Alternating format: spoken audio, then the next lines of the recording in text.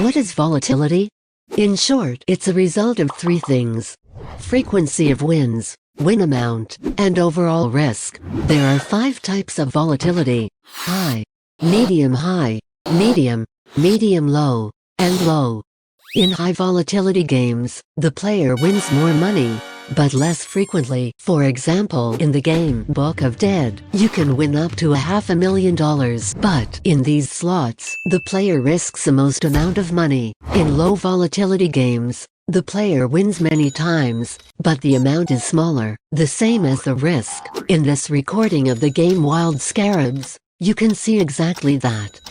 Medium volatility slots are the most common, since here you have the best of both worlds: frequent wins, decent win amount, and low overall risk. In our opinion, you should play games with low volatility if you are a beginner, or if you have a limited budget.